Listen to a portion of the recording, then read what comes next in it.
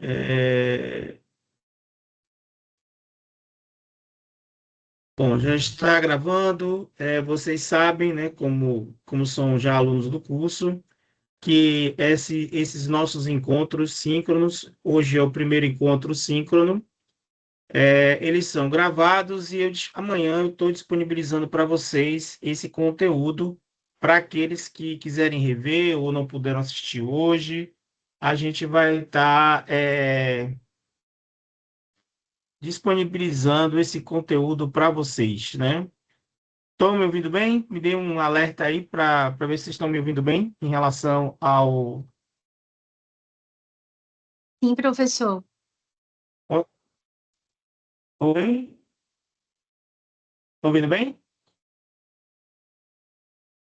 Sim, Ah, que bom. Bom, gente, quero me apresentar a vocês. Talvez eu já tenha sido professor de vocês em alguma dessas disciplinas, mas eu me chamo José Cláudio Rocha. Eu sou professor da UNEB, sou professor pleno, servidor público há 34 anos, né?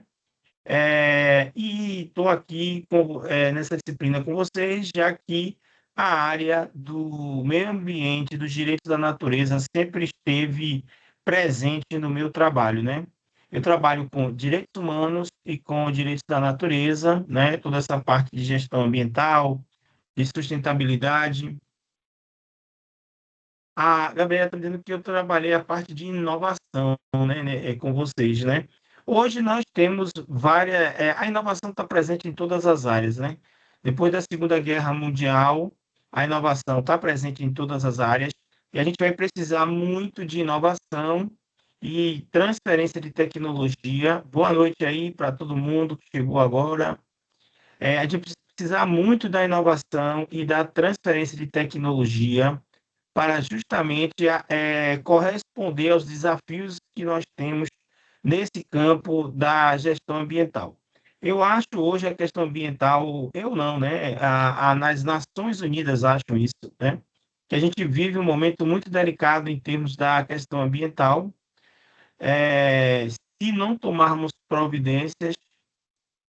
Boa noite, Adelcina. Boa noite.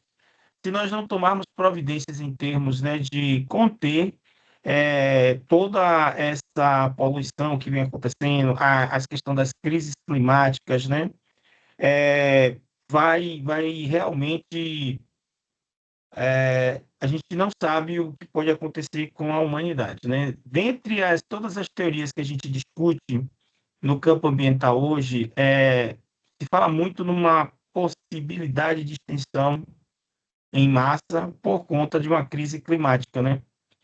Nós já tivemos 4 extinções em massa no planeta Terra, né?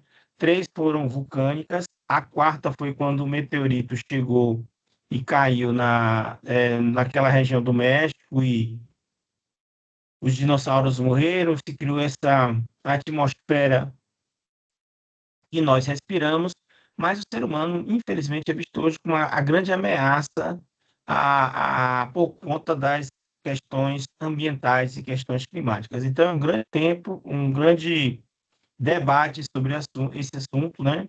Falar para vocês, minha formação, eu sou economista de formação, trabalho, a minha área de atuação na economia é economia do bem-estar social, também trabalho com economia ecológica, é, também tenho formação na área do direito, por isso eu trabalho com direitos humanos e agora com direitos da natureza, jurisprudência da terra, harmonia com a natureza, que são doutrinas que estão chegando aí, eu vou mostrar para vocês isso, né? E também fiz um curso na área, uma graduação na análise e desenvolvimento de sistemas, porque a gente vai precisar muito da tecnologia daqui para frente. Eu vou tirar um pouco esse fundo para eu mostrar um material para vocês aqui, que eu mostrei na última aula e estou mostrando agora para vocês. Vou tirar um pouco o fundo, né? Eu queria mostrar para vocês, primeiro, esse livro aqui, né? Desenvolvimento e Humanidades, como inspirar pessoas a transformar o mundo. Eu não tenho como físico esse livro para vocês, mas eu posso mandar ele, vou deixar ele no espaço de interação, é um brinde, é um presente para vocês aí. Esse livro aqui tem textos meus, que foram utilizados na minha defesa como professor pleno. Aí eu vou colocar para que vocês possam baixar esse material. No ambiente tem muito material que vocês podem estar baixando. Eu coloquei lá, inclusive, a MAAT, Biblioteca Digital e Virtual, que nós temos no centro de pesquisa. E vocês podem baixar ali os livros que interessarem a vocês, os e-books, né? Então, tem muito material para que vocês possam tá tendo acesso. Queria mostrar para vocês, eu recebi ontem esse material. Aqui é a revista Síntese Trabalhista e Previdenciária, né?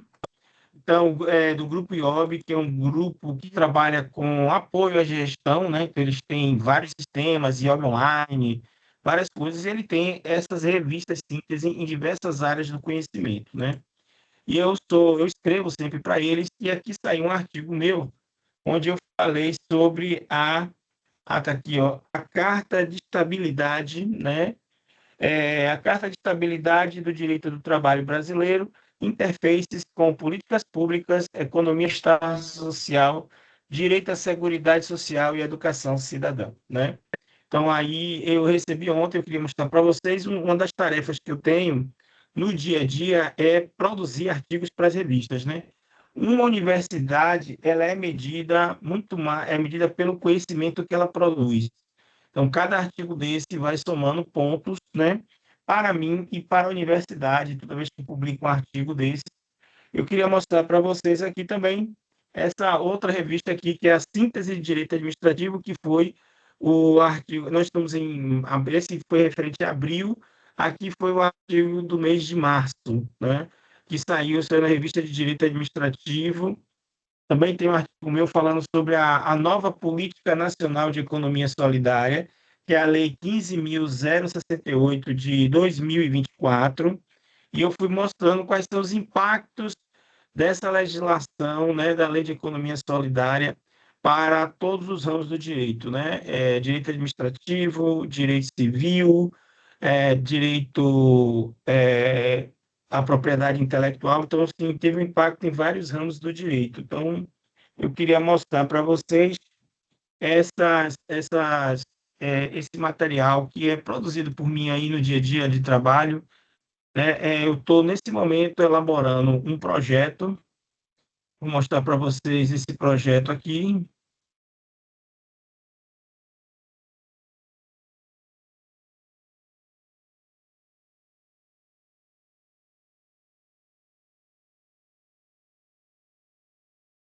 Vou compartilhar com vocês aqui. Deixa eu admitir, as pessoas estão chegando. É, Compartilhar aqui com vocês. Bom, gente, eu estou escrevendo. Esse aqui é um projeto que eu estou fazendo ao edital Pepe Mujica, né? O edital é uma chamada pública 02 de 2026 aqui, que estão pedindo projetos na área ambiental que envolvam toda a América Latina. Então, eu estou propondo nesse projeto a criação da Rede Latino-Americana de Conhecimento, Energias Renováveis, Tecnologias Sociais e Sustentabilidade Bioinspirada, a Realce, né? Então, isso foi a logomarca que eu desenhei para esse projeto. A gente está escrevendo esse projeto para se apresentar ao CNPq, que a nossa intenção eu já faço parte de redes ambientais, mas seria uma forma da gente estar fortalecendo mais essas articulações, né? O que a gente quer fazer com esse projeto é basicamente trabalhar a mobilidade de estudantes, né, de vocês. Aí eu já passo para vocês aqui boas notícias que eu tenho. Eu não sei se nesse grupo tem alguém, mas eu escrevi um projeto de monitoria de estudos e na aula de ontem que eu dei para a turma de gestão comercial, a disciplina sobre políticas econômicas, desigualdade, tinham duas monitoras de ensino trabalhando comigo lá, a Fabiana e a Domingas, né? Elas já estão trabalhando comigo como monitoras de ensino, porque elas fizeram essa disciplina comigo no semestre passado. Esse semestre eu apresentei a proposta de monitoria de ensino e tive aprovada a monitoria de ensino no EAD, que é um novo marco para mim na atividade acadêmica. Até então não tinha feito isso, né? Daqui para frente eu vou estar orientando também. Eu optei por isso, eu vou focar na iniciação científica, na extensão para o curso EAD. Alguém está comigo aqui nessa atividade de monitoria de ensino? Acho que não, né?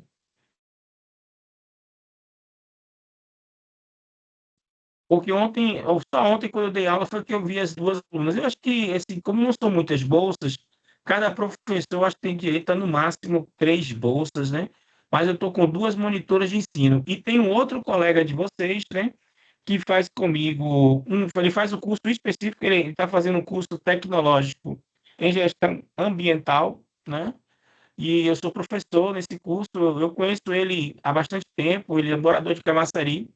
Aí ele entrou, conversou um pouco comigo, querendo se inteirar com as atividades acadêmicas, e surgiu uma oportunidade para ser monitor EAD, e eu indiquei ele, e ele está já como monitor EAD nos cursos, né?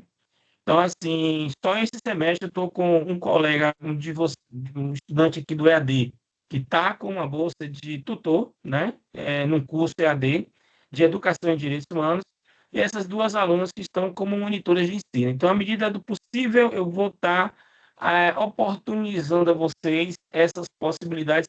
Alguns alunos têm me procurado no grupo de pesquisa, têm me procurado no centro de pesquisa, eu tenho tentado atender, mas não é fácil, porque a demanda é grande, né?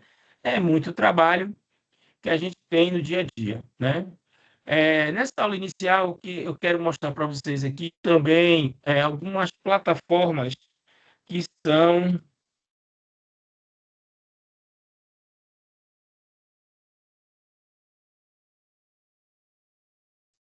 que são importantes para vocês que estão na área ambiental. Vocês estão em administração pública, né? Mas é, vão poder conhecer essa possibilidade. Eu vou mudar aqui.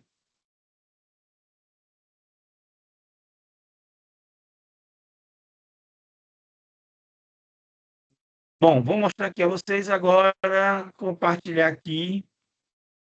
Não sei se vocês estão vendo aí a imagem que eu estou projetando.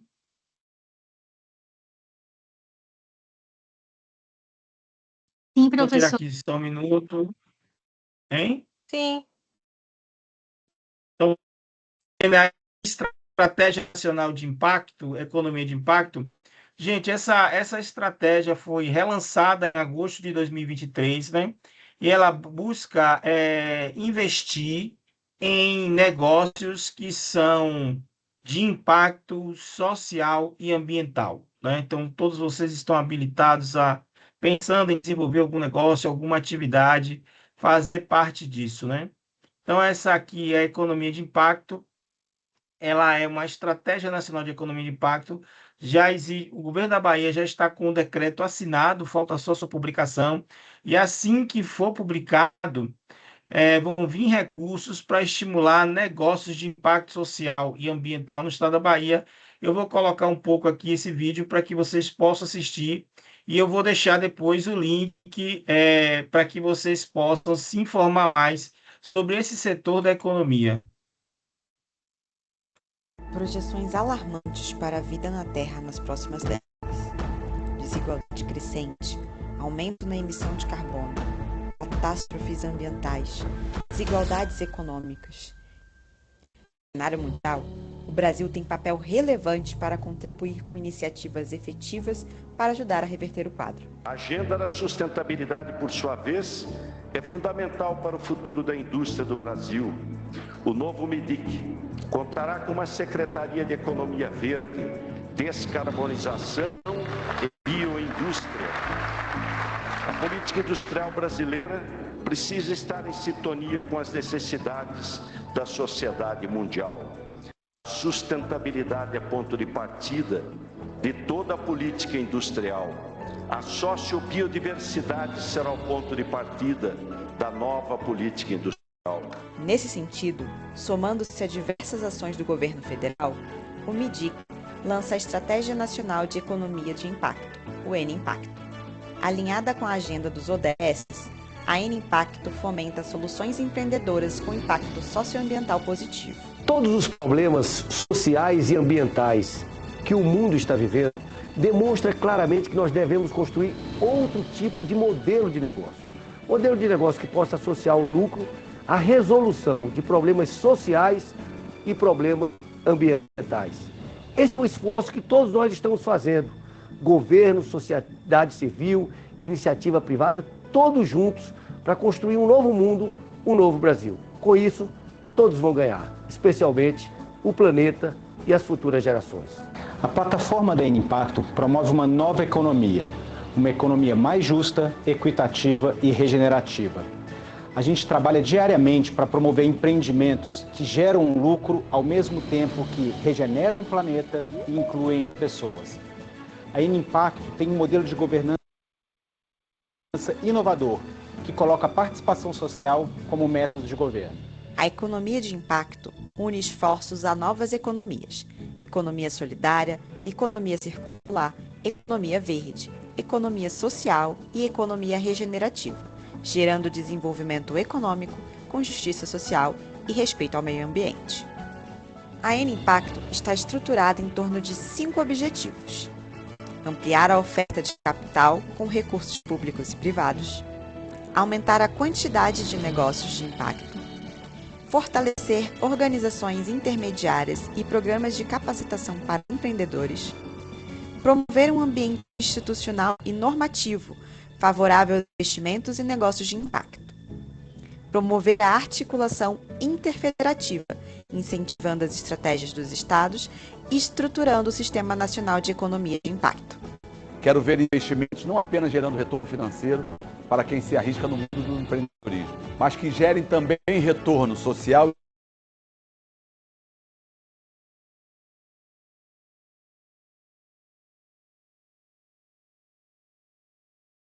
e ambiental.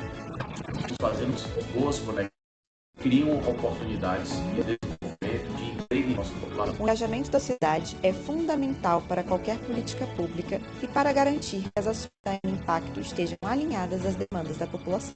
Se você quer investir, empreender e participar do fortalecimento da economia de impacto no Brasil, saiba mais sobre a nossa Estratégia Nacional de Economia de Impacto, Políticas Públicas para uma Nova Economia. Bom, aí, gente, o vídeo sobre a economia de impacto. Vou parar de... Coloca aqui.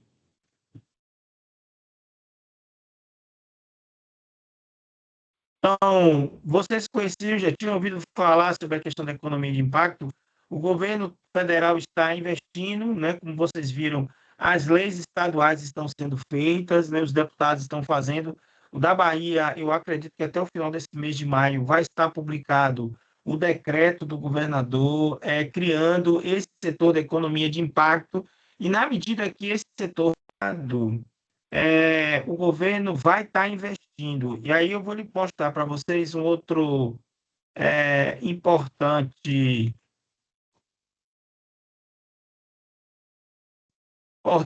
uma importante plataforma para quem quer trabalhar com essa temática da economia de impacto socioambiental, que é o CAD Impacto. Eu estou abrindo aqui e vou compartilhar com vocês agora. Conseguem ver aí a página do CAD Impacto? Conseguem ver? Não, professor. Agora Agora sim. Hein? Sim ou não? Sim. Bom, é isso. Aqui vocês estão vendo, está na página do Ministério do Desenvolvimento e Indústria e Comércio.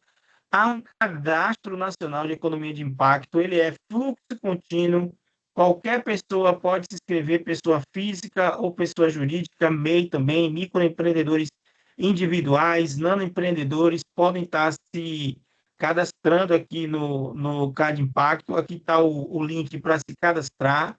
Ao clicar aqui, você é levado para dentro do sistema, onde você pode estar se cadastrando nesse cadastro. E aqui todas as pessoas, empresas empresas, órgãos públicos que querem buscar negócios, né, vão procurar aqui no CAD Impacto, né, que é o Cadastro Nacional da Economia de Impacto. Então, quem tem um escritório, quem quer trabalhar com descarbonização, com economia verde, com qualquer projeto social e ambiental, eles não precisam ser as duas coisas, não. Pode ser um negócio com propósito social ou um negócio com propósito ambiental, ou os dois, né? Além do CAD Impacto, além do CAD Impacto, além da estratégia nacional, nós temos também o Simpacto, que é o sistema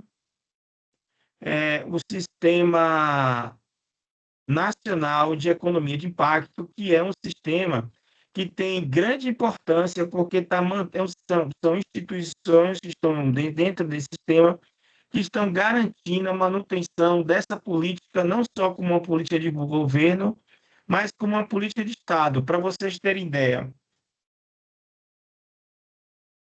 essa política de governo foi criada ainda no governo anterior ao governo do presidente Bolsonaro, né? Então, ela foi criada no governo da presidenta Dilma Rousseff. Depois, nós tivemos, durante o governo Bolsonaro, a manutenção desse sistema e era um pouco diferente, era negócios de impacto. E agora, com a chegada do presidente Lula, houve uma rearrumação desse processo e quem está à frente disso é a vice-presidência da República, né? Então, estou mostrando essas plataformas para que vocês possam ver que existem muitas oportunidades hoje, né, em termos de políticas públicas, e vocês, como administradores públicos, podem estar participando qualificadamente desse processo. A questão toda é informação, né? A maioria das pessoas não sabe que o governo está desenvolvendo essa estratégia nacional. O próprio SEBRAE tem um braço trabalhando com isso, mas, assim, é papel de nós, nas universidades, estarmos divulgando esse material. E como eu tenho colaborado com a secretaria, a gente tem cooperado com a difusão desse processo, né? Porque a gente considera muito importante que vocês possam ter acesso a esse sistema e, quem sabe, estar se cadastrando nele, né? Mostrar para vocês outra plataforma de governo, porque agora, quando a gente fala em transformação digital, né, o governo ele está criando essas plataformas para que os empreendedores, as empresas, até pessoas físicas possam estar se conectando ao recurso público e a recursos privados. Essas plataformas estão sendo criadas para permitir que, assim, se possa buscar esses empreendedores nas localidades onde as atividades vão acontecer. Eu estou trabalhando na Secretaria de Desenvolvimento Econômico com a economia de impacto social e ambiental, e eu vou mostrar para vocês outro trabalho que eu também estou desenvolvendo. Conseguem ver aí a plataforma Mapa Conecta? Conseguem ver? Sim, professor. Bom, aqui o Mapa Conecta está aqui, né? A plataforma Mapa Conecta é uma iniciativa conjunta do Mapa, que é o Ministério da Agricultura, Pecuária, Ministério da Agricultura e Pecuária, e a Serpro, que é a grande empresa do governo federal que cuida desses softwares todos, né? Que visa construir e disponibilizar um espaço virtual com vista a facilitar e promover conexão entre os agentes de inovação, startups, investidores, ambiente de inovação e como tal, né? Nós estamos, no momento, fazendo o diagnóstico, vai ter um grande evento em Feira de Santana que eu devo ir, né? Participar lá, onde vão ser apresentados negócios. Aí estão aqui os atores e, mais uma vez, qualquer um de nós pode estar se cadastrando nessa plataforma para ofertar serviços aí para negócios voltados, né, para a área ambiental, para a área da agricultura e da pecuária, né? é também uma plataforma que está disponível para vocês que estão desenvolvendo, estão se capacitando aqui, né? Estão se qualificando para poder participar desse processo. Por fim, quero mostrar uma última plataforma para vocês. Só um minuto.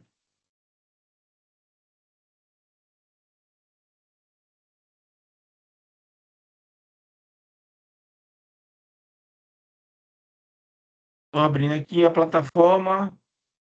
Peço vocês um pouco a compreensão que hoje eu estou sem internet aqui em casa, no gabinete, e eu estou usando a internet do meu celular para poder estar dando essa aula, né? Então, está aqui abrindo o portal Transfere.gov, né? Bem-vindo ao Transfere.gov. Esse é também um portal do governo federal que está substituindo o Siconv, gestão de parcerias. E o que é que esse Transfere.gov também pode fazer? Qualquer instituição, qualquer universidade, qualquer empreendedor, qualquer empresa poderá captar recursos dentro desse Transfere.gov, que o governo vai colocar aqui as licitações, os editais, né? E o cadastro, aí é só fazer o cadastro, tem aqui a rede de parcerias, né? É todo um trabalho feito aí pelo governo federal nessa perspectiva de estar aproximando os empreendedores, né? O governo quer chegar cada vez mais perto das pessoas que estão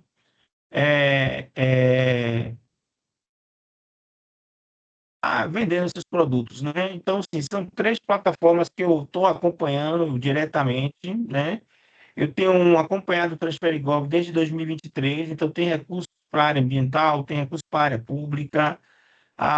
Todo ano tem um grande evento onde o governo discute quais são as áreas prioritárias, né? E eu devo estar indo agora, provavelmente em junho, participar de mais uma rodada desses negócios. Então, assim, eu estou mostrando essas plataformas para vocês, para que vocês vejam quais são as oportunidades que nós temos aí, né? Tanto de projeto de pesquisa, né? Esse projeto que eu estou fazendo, a gente vai propor uma rede emergente. Podem ser projetos até R$ 200.000, projetos até R$ 600.000 e projetos acima de R$ 1 milhão, né? Então, a gente vai ficar no intermediário em projetos de R$ 600.000 para formatar essa rede. Mas, assim, existem outras plataformas que até um pequeno empreendedor, um empreendedor individual, pode se cadastrar lá para desenvolver os serviços. Na aula de ontem, uma artesã, colega de vocês, que mora em Canudos, Bahia, ela disse que se cadastrou em uma dessas plataformas e ela recebeu um convite para ministrar um curso por ser artesã, um curso de artesanato para pessoas que queriam aprender artesanato. E ela recebeu por isso. Então, ela disse que ela não imaginou que isso fosse acontecer, mas ela acabou sendo chamada para prestar serviço. Então, fiquem atentos a essas plataformas, né, que o governo está criando para que a gente possa, enquanto profissional, enquanto empresa, pessoa jurídica, possa se cadastrar para desenvolver trabalhos, certo? Alguma pergunta sobre essas plataformas, sobre esse material que eu apresentei para vocês? Alguma pergunta?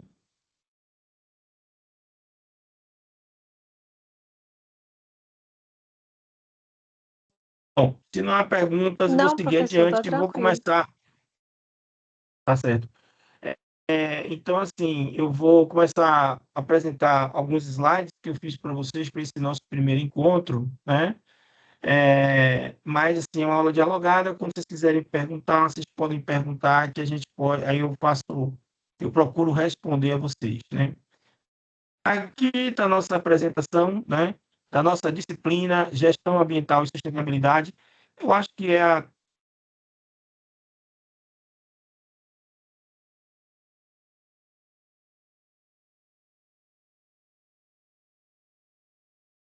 vez que eu estou gravar mais uma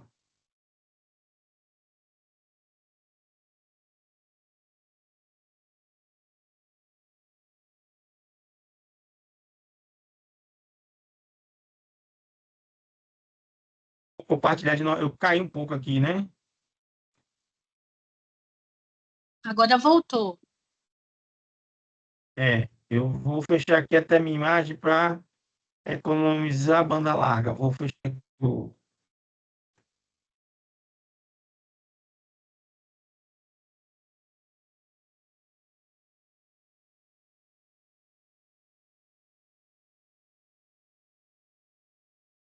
Vou compartilhar novamente.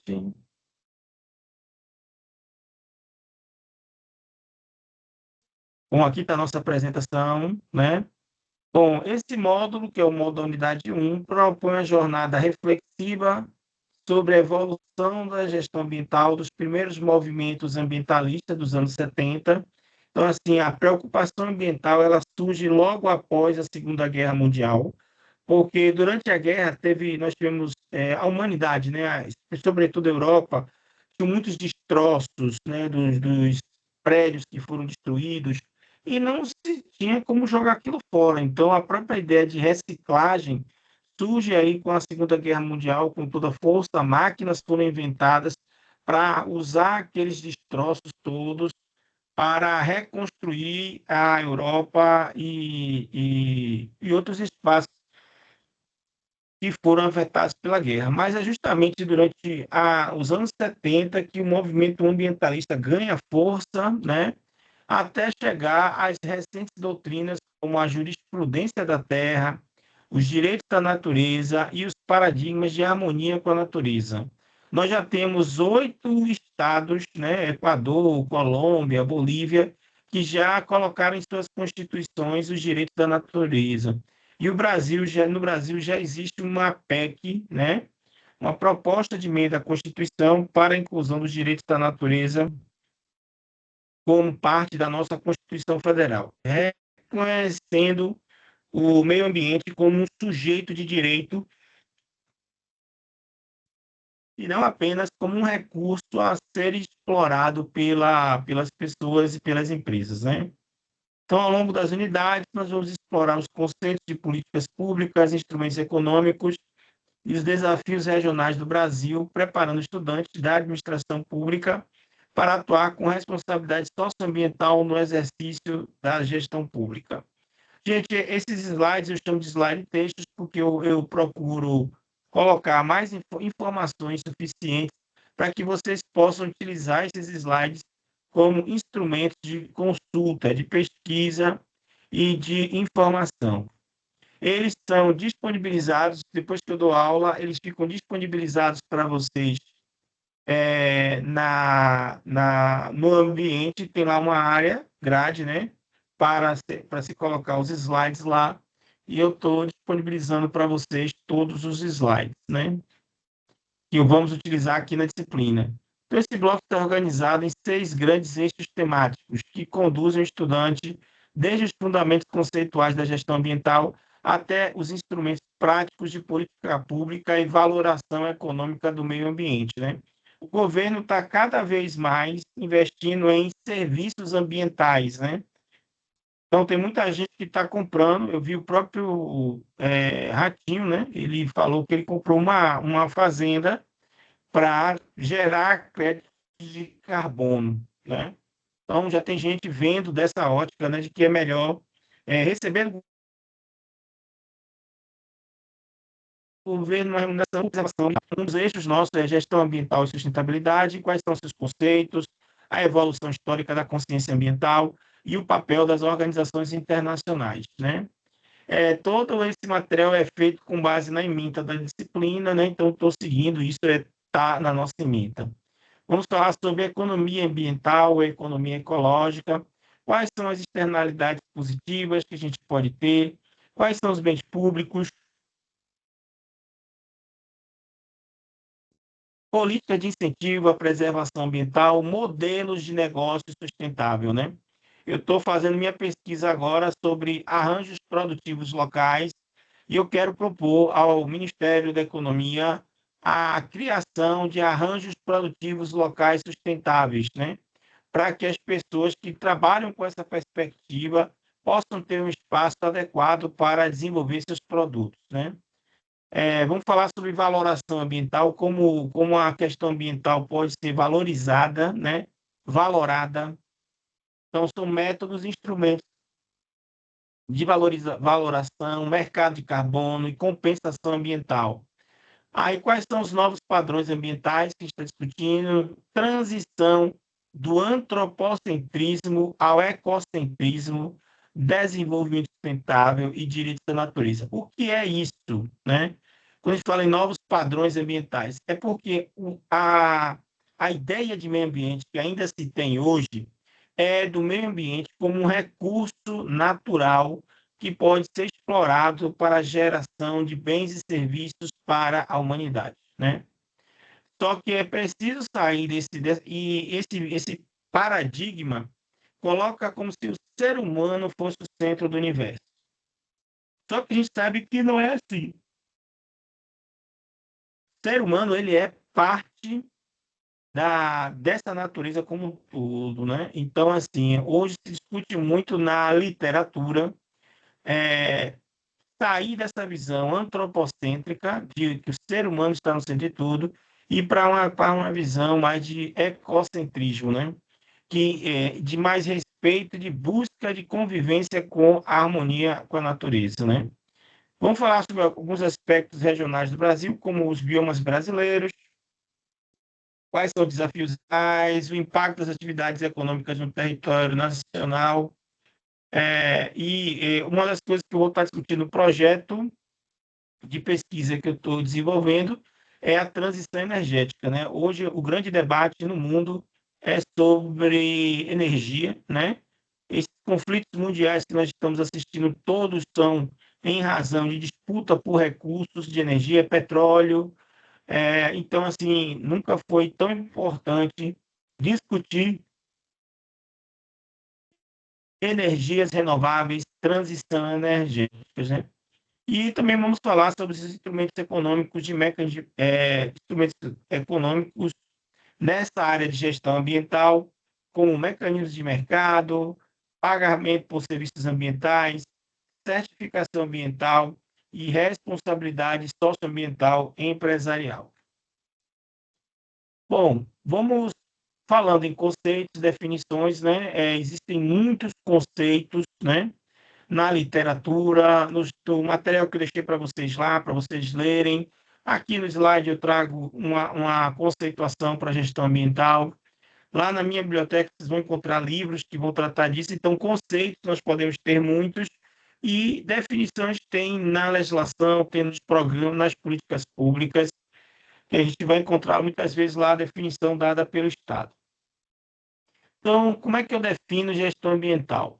A gestão ambiental pode ser definida como um conjunto de diretrizes, ações, instrumentos técnicos, jurídicos, administrativos, econômicos, educacionais, utilizados pelo Estado, pelas empresas e pela sociedade para administrar, é, para administrar, para administrar recursos. É que eu me perdi um pouquinho na leitura, que estou fazendo uma mudança aqui, né? Pelo Estado, pelas empresas e pela sociedade para administrar o uso dos recursos naturais de forma a garantir a qualidade do meio ambiente e promover o desenvolvimento sustentável. Aí vale aquela ideia, né, de garantir o acesso a direitos das gerações presentes, mas também garantir o direito das gerações futuras, né? Trata-se de uma área interdisciplinar que articula conhecimento das ciências naturais, do direito, da economia e das ciências sociais aplicadas, né? Todas as áreas de conhecimento são interdisciplinares, a gente só vai fatiando, divide só por uma questão de didática mesmo, né? Para poder passar esses conteúdos. No contexto da administração pública, a gestão ambiental envolve a formulação e implementação de políticas públicas que regulam o uso do território, controlam a poluição, protegem a biodiversidade e promovem a transição para economias de baixo carbono. O gestor público tem papel central nesse processo. Cabe a ele garantir que o Estado cumpra a sua função de protetor do bem ambiental, considerado pela Constituição Federal de 88, como um bem de uso comum do povo e essencial à sadia qualidade de vida.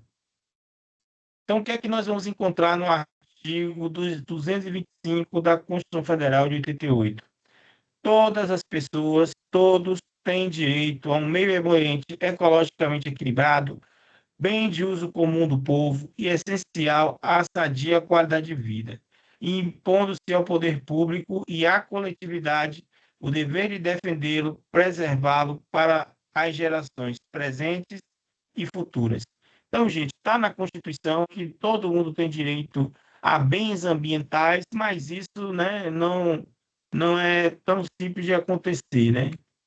Isso não acontece com facilidade, porque hoje a gente ouve muito falar em preconceito ambiental, né? Então, por exemplo, pessoas que têm um poder aquisitivo maior conseguem ter mais acesso a bens ambientais do que aqueles que não têm muitos recursos. A esses é sonegado o direito de acesso a bens ambientais. É por isso que é tão importante nos municípios que se invista no plantio de árvores, né, que se invista na conservação da natureza. Hoje em dia, praticamente, a gente não tem mais rios urbanos, né? Todos os rios estão sendo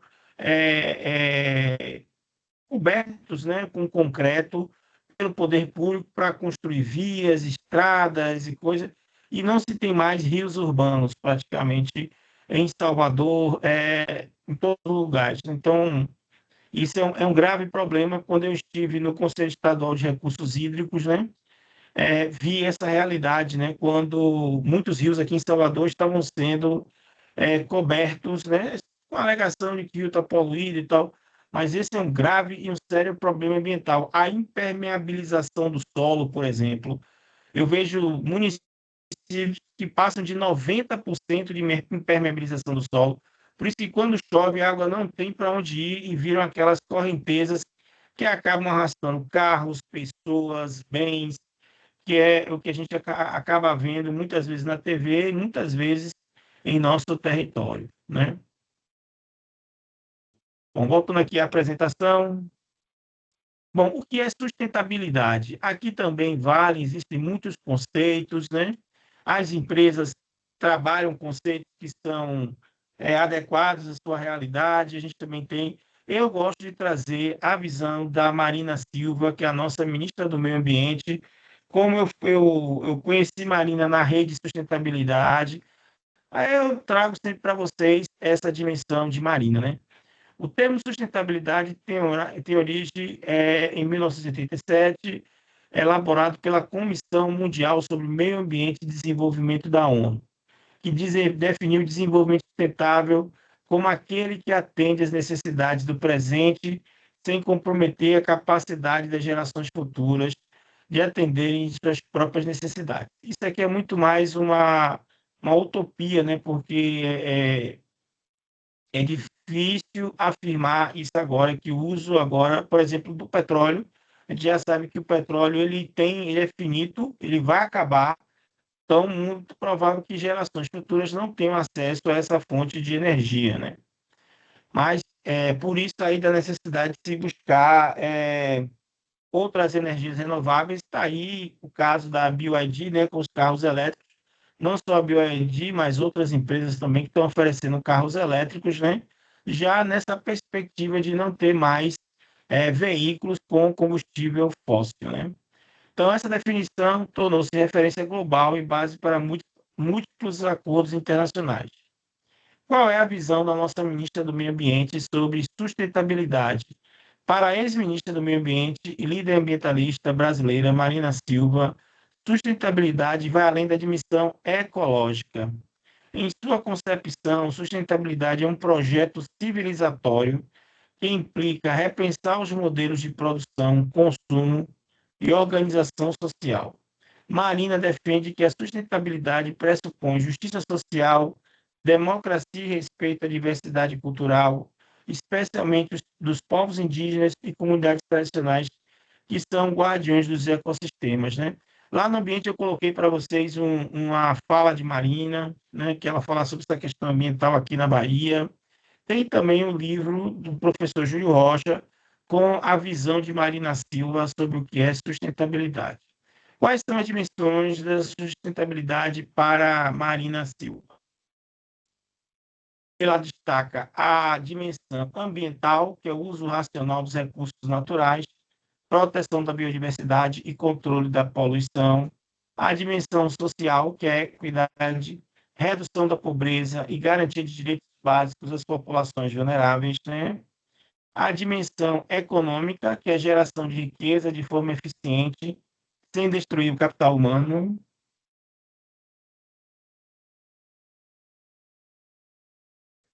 Capital humano não, capital natural, né?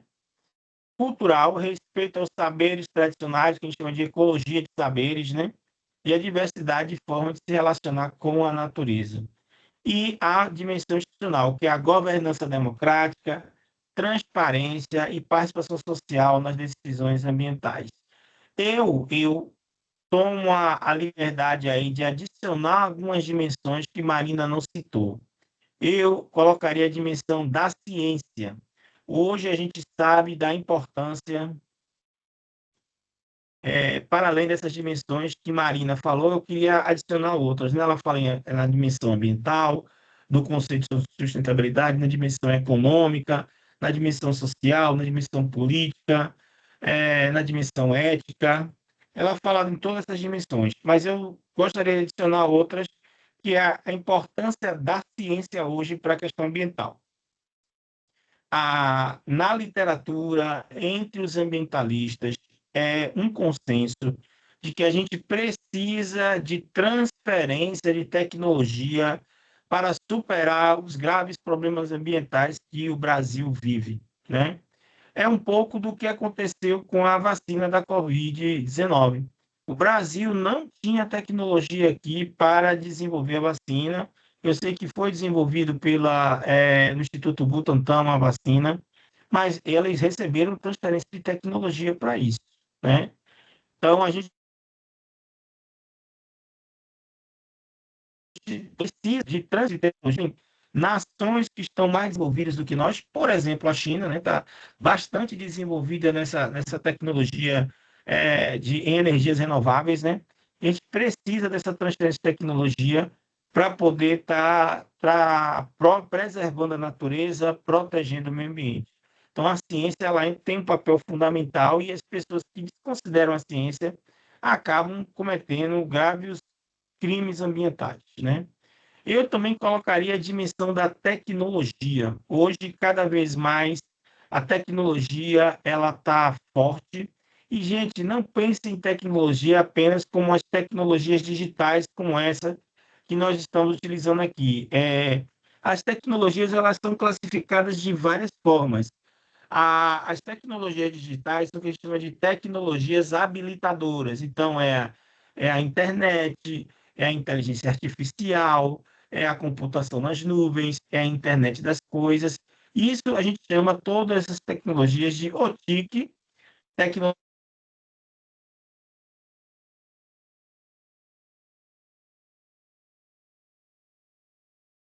de informação ou de também as tecnologias de gestão. Por exemplo, tá caindo assim, gente, que eu estou usando a internet do celular, estou vendo se minha internet chega aqui, né? Para ver se eu consigo. Mas, por enquanto, eu ainda estou sem internet. A Vivo me disse que era 24 horas para fazer a recuperação da minha área. Houve um problema técnico aqui e eu estou sem internet desde de manhã cedo. Mas, seguindo aqui, né? Esse curso de administração pública aqui, a gente pode dizer que isso aqui é uma tecnologia de gestão, né? Porque tecnologia, a palavra vem de tecne. Tecne então, tudo que é feito pelo ser humano é tecnologia. A linguagem, o idioma é uma tecnologia. A escrita é uma tecnologia. Existem também tecnologias voltadas para o desenvolvimento sustentável, tecnologias voltadas para cidades inteligentes, tecnologias sociais, tecnologias ancestrais. Eu estou com vários estudantes pesquisando sobre tecnologias ancestrais, né? São conhecimentos que são passados muitas vezes na oralidade, de pessoa para pessoa, que preservam e protegem as pessoas, né? Permitem que as pessoas sobrevivam através de conhecimentos que são passados de pai para filho por gerações. Então, tudo isso é tecnologia, até tecnologias assistivas, que são aquelas voltadas para pessoas com deficiência. Eu estou com uma aluna estudando sobre isso, porque ela é PCD, está no doutorado, está estudando sobre tecnologias assistivas, então é uma dimensão importante do meio ambiente. E uma terceira dimensão que eu tenho colocado, que eu tenho visto que tem crescido mais, é a dimensão da espiritualidade, né? É como diz o nosso professor Juraci Marques, lá de Juazeiro, talvez algum de vocês conheçam o professor Juraci Marques, né? Se existem milhões de pessoas que acreditam em espíritos, né? Nós, enquanto cientistas, não podemos desconhecer essa realidade, ainda que a gente não acredite nisso ou acredite. E estudar, defender essa dimensão espiritual, que está muito associada à cosmovisão dos índios, à cosmovisão dos povos de matriz africana, à cosmovisão de outros grupos sociais, né? A espiritualidade, eu também acho que tem que entrar nessa definição do que é sustentabilidade, né? Eu já tenho, porque essa questão da espiritualidade, ela é protegida pelo direito, né? Inclusive como patrimônio imaterial, né? Da humanidade, né? A humanidade, vários grupos sociais têm um patrimônio imaterial, né? Que está relacionado à ideia da espiritualidade, né? Então, a gente precisa levar isso em consideração, porque cada dia isso está chegando mais à nossa realidade social. Então, eu vou mandar para vocês os quadros, né? Eu fiz um quadro com todas as dimensões da sustentabilidade marina e depois eu agrego as dimensões da sustentabilidade que eu coloco. Eu até vou fazer um artigo científico para publicar em uma revista sobre isso em qualquer momento desse. Então, voltando aqui aos nossos slides, né? Aqui eu fiz uma linha do tempo, né, para mostrar para vocês como tem se dado a evolução do pensamento da consciência ambiental. Aqui, gente, antes de apresentar para vocês essa linha do tempo, eu queria dizer que a gente precisa sempre, quando faz esse debate dessa evolução histórica, né, entender que a história ela não é assim uma linha reta, ela é, na verdade, uma linha circular, como se fosse uma mola, que a gente vai e volta e vai avançando dessa forma, né? Então, esses conceitos, a gente tem uma história tanto de fatos sociais, como, por exemplo, desastres como o de Mariana, em Minas Gerais, ou Chernobyl, né? São desastres ambientais, como também tem uma história conceitual, que é a construção das ideias, e são histórias igualmente importantes de que vocês conheçam para se familiarizar com esse tema, né? Então, a preocupação com o meio ambiente não surgiu de repente. Ela é fruto de um longo processo histórico de tomada de consciência sobre os limites do planeta e os impactos da ação humana.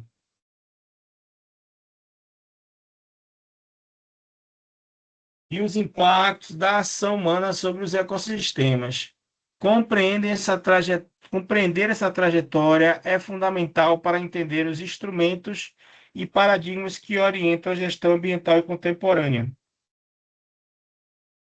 Eu queria mostrar para vocês agora, gente, esse material aqui que eu, falando agora, acabei me lembrando dele. Já aqui um pouco o efeito do vídeo. Esse CD-ROM aqui, ó, que eu não desfaço dele, CD-ROM não, é um DVD. Esse DVD foi financiado pelo governo da Bahia, Ética e Ecologia de Leonardo Boff. Eu vou ver se eu tiro esses vídeos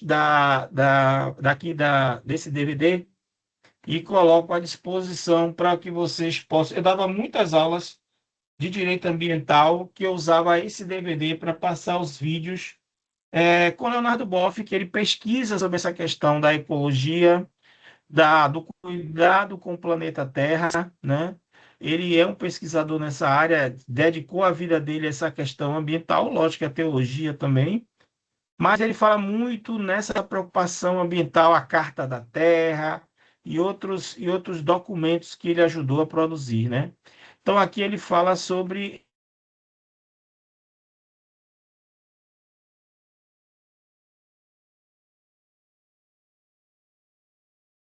essa evolução desse Terra como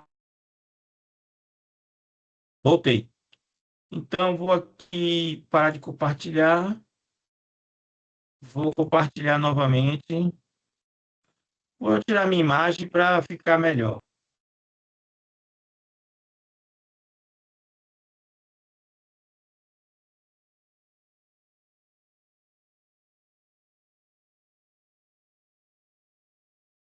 Página 9.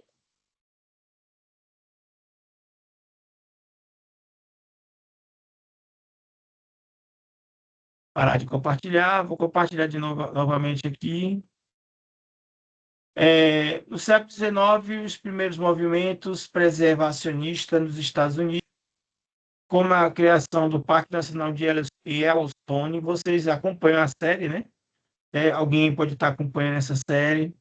Pensadores como Thoreau e Muir defendem a natureza como um valor intrínseco, né? Já no ano 60, também a Primavera Silenciosa, né? Nós tivemos aqui também movimento. Nos anos 70, nós vamos ter conferências de meio ambiente em Estocolmo, criação do Programa das Nações Unidas do Meio Ambiente. No Brasil, a gente vai ter um boom a partir dos anos 80, com a Constituição Federal de 88, e nos anos 90 vai se consolidar essa preocupação ambiental. Eco 92, Agenda 21, tudo isso vai aparecer aqui a partir dos anos 90.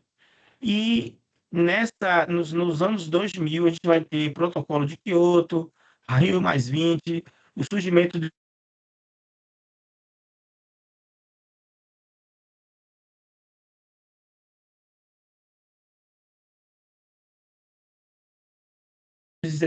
dessa consciência ambiental.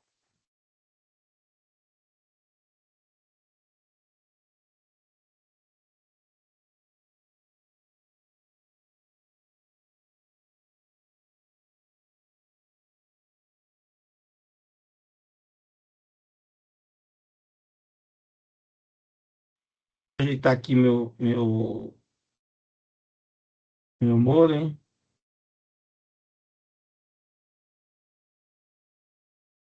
Para ver se melhora meu sinal aqui. Deixa eu checar aqui se a internet já voltou.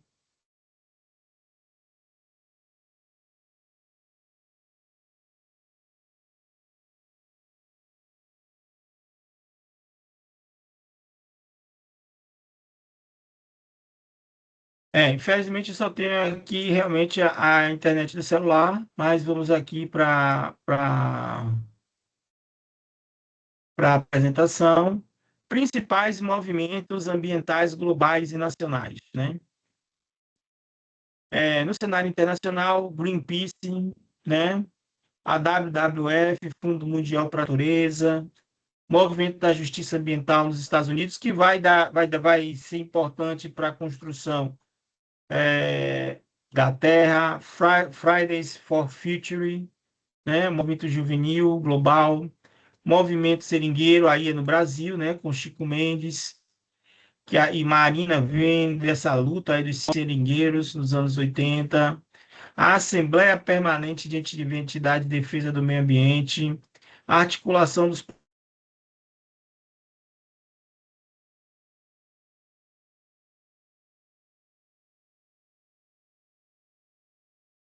povos indígenas do Brasil, e tocar outros.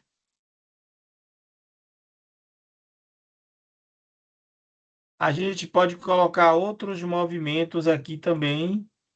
Deixa eu botar aqui.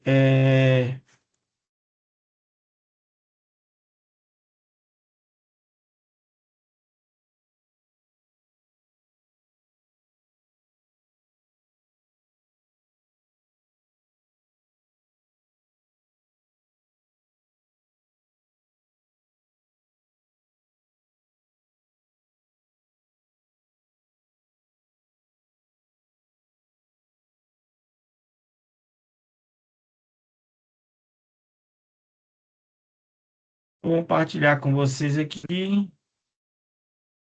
Queria mostrar para vocês esse grupo, que é um grupo atual. Se alguém se interessar, eu posso estar encaminhando, né?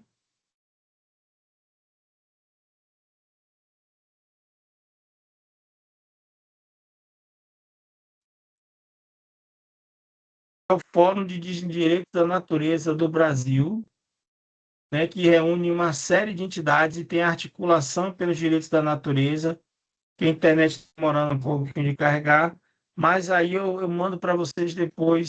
Acho que agora eu vou conseguir abrir. Depois eu mostro para vocês que até está um pouco pesada essa apresentação do slide, né? Mas vamos voltar à nossa apresentação aqui.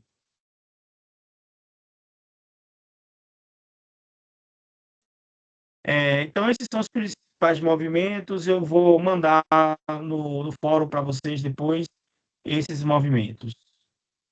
Qual é o papel das organizações internacionais, né? Então, assim, com a criação das Nações Unidas em 45, depois da Declaração Universal dos Direitos Humanos, nós temos uma série de organizações internacionais que protegem o meio ambiente, né? A primeira delas é o PNUMA, o Programa das Nações Unidas para o Meio Ambiente, que coordena a resposta ambiental global da ONU, produz relatórios de estado do planeta e facilita negociações de tratados multilaterais, como o Acordo de Paris e a Convenção sobre Diversidade Biológica. Há também o Banco Mundial e o Banco Interamericano de Desenvolvimento, que vão financiar projetos de desenvolvimento sustentável em países em desenvolvimento, incluindo programas de conservação de florestas, energias renováveis e adaptação climática em cidades vulneráveis. O Brasil, por exemplo, ele recebe muitos recursos da cooperação internacional para a proteção ambiental. O painel intergovernamental sobre mudanças climáticas reúne milhares de cientistas para avaliar o conhecimento sobre as causas do impacto das mudanças climáticas, orientando as políticas públicas com base na melhor ciência disponível. E a Unesco lidera a educação para o desenvolvimento sustentável, promovendo a integração de temas ambientais nos currículos escolares e universitários em todo o mundo, inclusive do Brasil. Gente, vocês têm alguma pergunta aí sobre cooperação internacional nessa área?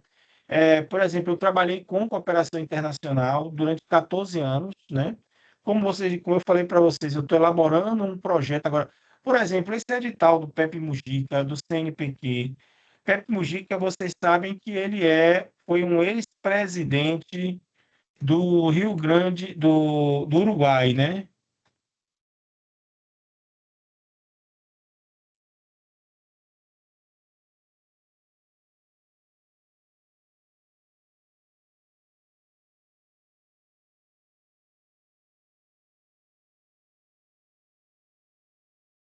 Por enquanto está tranquilo, professor.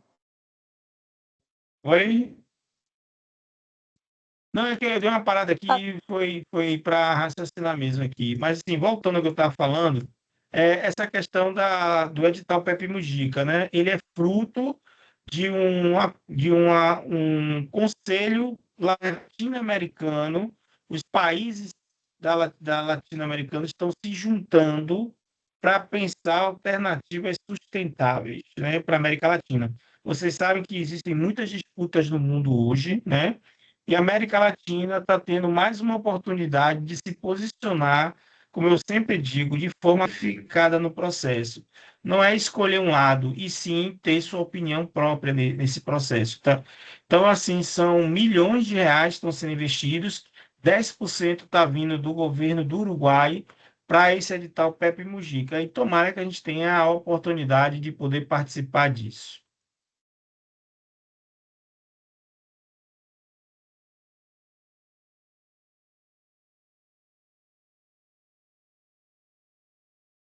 Bom, falar em gestão ambiental, em direito ambiental, tem que falar em educação ambiental nos currículos. existe uma lei brasileira, né, que é a Lei 9.795 de 1999, que é a Política Nacional de Educação Ambiental. A educação ambiental é reconhecida como instrumento fundamental para a construção de uma sociedade sustentável. No Brasil, ela é garantida pela lei, né, tá aí a lei para vocês, que determina sua presença em todos os níveis e modalidades do ensino, de forma transversal e interdisciplinar, não como disciplina isolada, mas integrada ao conjunto do currículo. Então, assim, o ideal é que não só a gente tenha uma disciplina que eu acho necessário, tem uma disciplina de educação ambiental, como essa que a gente está fazendo aqui, mas que estão nas outras disciplinas, né? Aí tem aqui a legislação, fundamentos legais, né? Artigo 225 da lei, da Constituição Federal, a lei que fala da Política Nacional de Educação Ambiental. Existem diretrizes curriculares nacionais para a educação ambiental. Eu, como avaliador de instituições de ensino superior, de cursos, eu tenho que verificar se a instituição está fazendo educação ambiental. Agenda 2030 da ONU, educação de qualidade, os ODS estão voltados para isso, né? A educação ambiental no ensino superior está nas universidades. A educação ambiental está sendo progressivamente incorporada, não apenas como conteúdo programático, mas como prática institucional. Isso inclui integração de temas de sustentabilidade em disciplinas, gestão, direito, engenharia, criação de núcleos de estudos ambientais e laboratórios de sustentabilidade, projetos de extensão em comunidade sob gestão em resíduos e conservação. Gente, quando eu falo agora em extensão, eu quero fazer um alerta para vocês, né? Que eu tenho que fazer uma reunião com a professora Kátia, que é a coordenadora desse curso, para definir o que a gente vai fazer em termos de curricularização da extensão. A nossa disciplina tem uma parte de curricularização da extensão. Eu estou resolvendo isso essa semana com a professora Kátia, e aí eu vou apresentar a vocês uma pequena, porque ela deseja que vocês desenvolvam algum projeto em comunidade, né?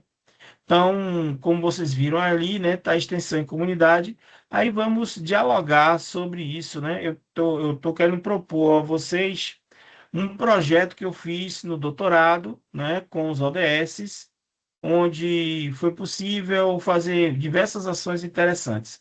Mas eu vou discutir com a coordenação e trago para vocês depois essa parte de curricularização da extensão, que essas disciplinas todas estão tendo essas horas de curricularização da extensão. Além da extensão em comunidades, como a gente falou, planos de logística sustentável nas instituições federais de ensino, né? Para o administrador público, a educação ambiental não é apenas um tema curricular, é competência profissional. Conhecer seus fundamentos é essencial para formular políticas públicas eficazes e engajar a sociedade na proteção ambiental. Bom, queria falar para vocês também, né, dos novos padrões, né, que a gente tem ambientais. De uma visão de utilitarista, de utilizar a natureza, a uma ética ecocêntrica, né, a uma ética ecológica. Um dos debates mais profundos da gestão ambiental contemporânea diz respeito à transição de paradigmas. Como as sociedades compreendem e se relacionam com a natureza.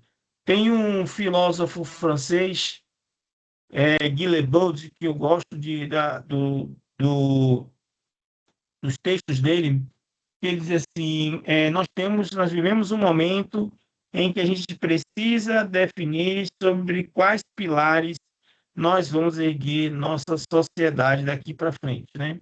Então, a gente está ainda usando o antropocentrismo, mas a gente tem que chegar num paradigma mais ecológico, né? O antropocentrismo coloca o ser humano no centro do universo moral. A natureza tem valor apenas instrumental. Existe para servir aos interesses humanos.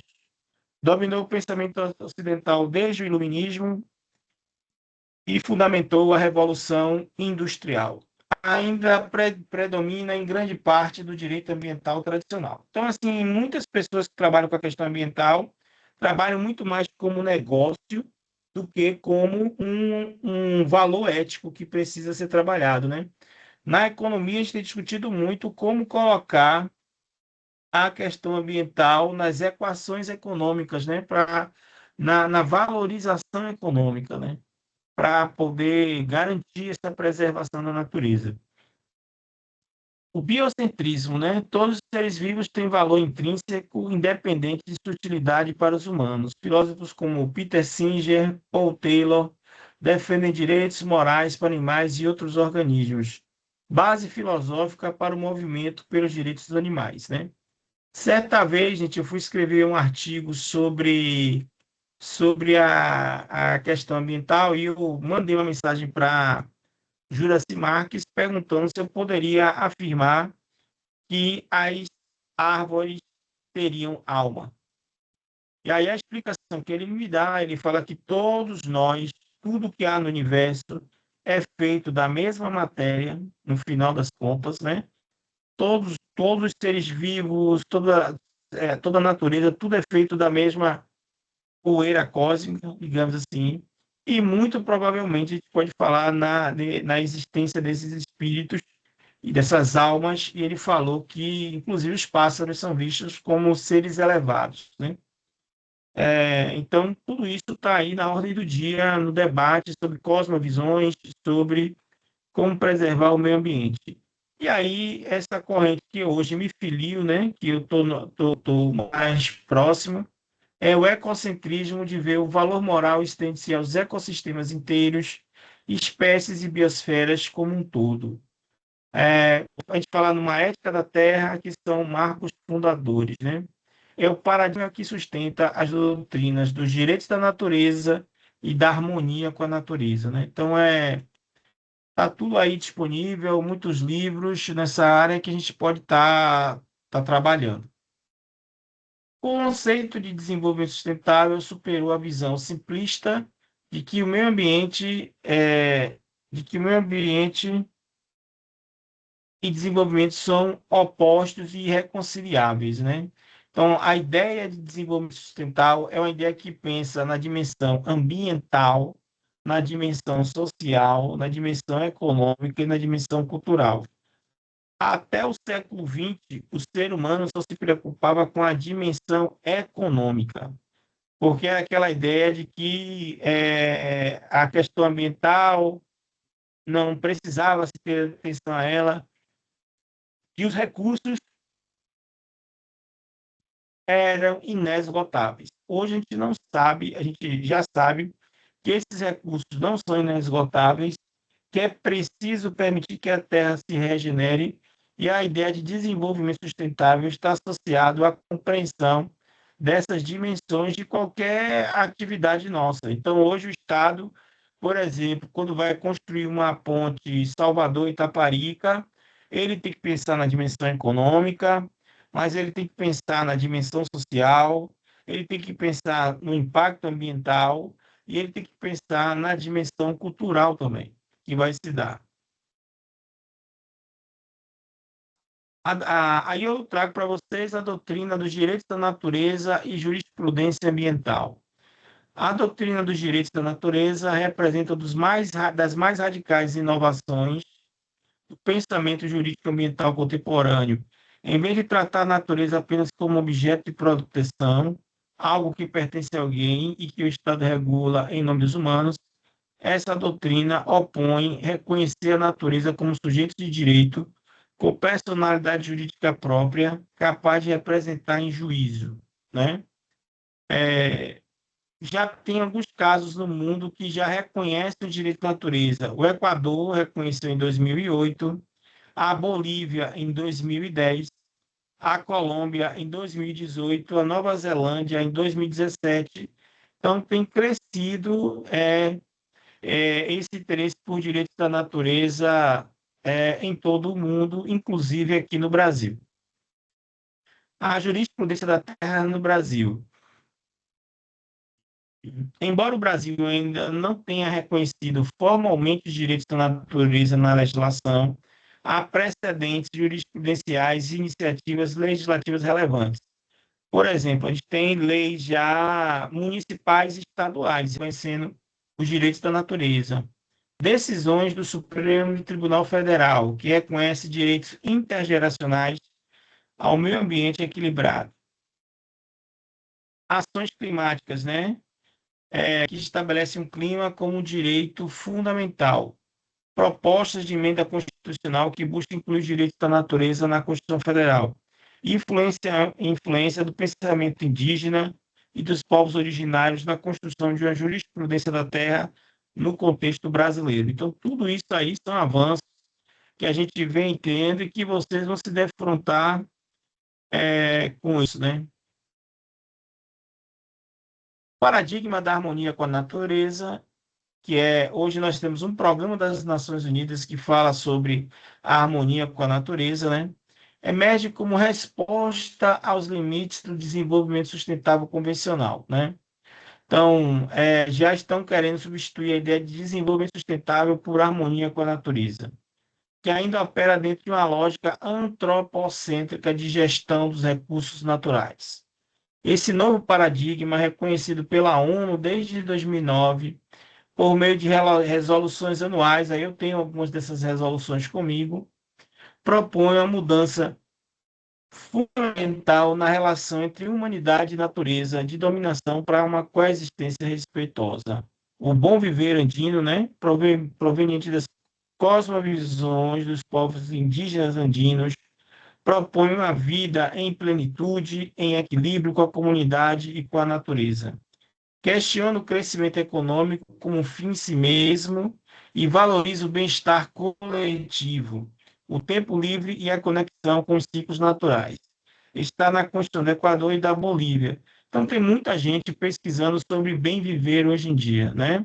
Bem viver, bem-estar, são coisas que são categorias que estão na administração pública. As cosmovisões indígenas, né? A cosmologia indígena brasileira. Para muitos povos indígenas brasileiros, povos originários, a natureza não é um recurso, é parente, é ancestral, é sagrado.